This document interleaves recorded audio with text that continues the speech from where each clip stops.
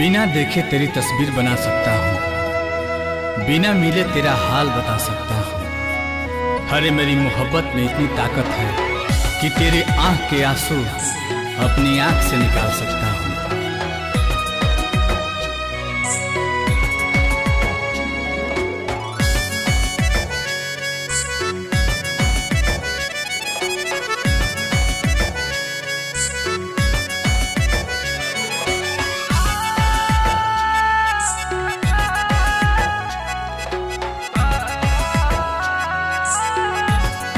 बिछड़ के को पल तोहसे जियल नइखे गवारा हो।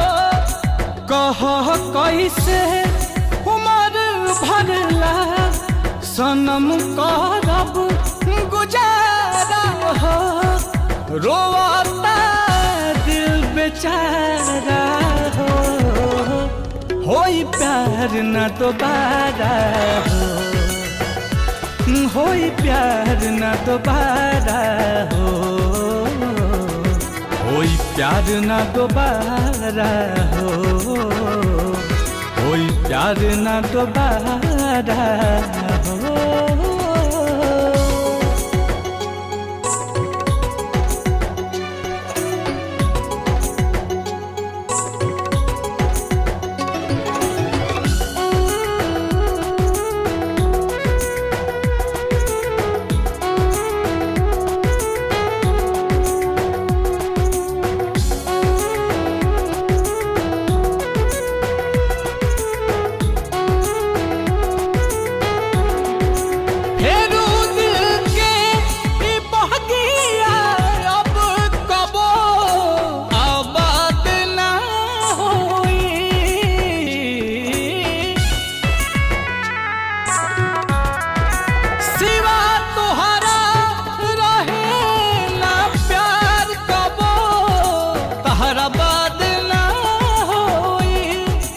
अचानक के सब खत्म भइल, ना बुझ पैली सारा हो।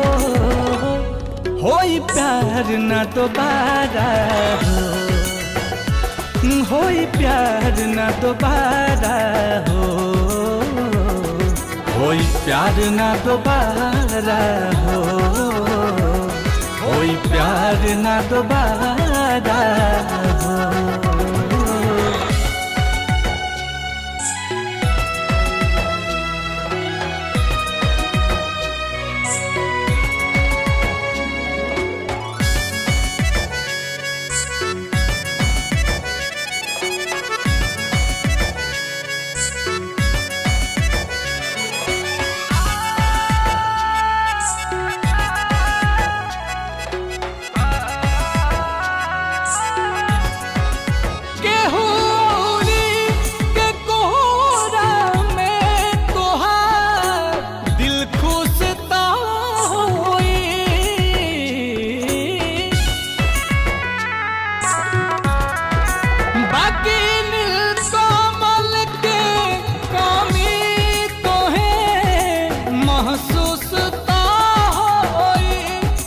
नजर के सामने आंसू के ना पैबू नजारा हो। होई प्यार न दोबारा हो, होई प्यार न दोबारा हो, होई प्यार न दोबारा हो,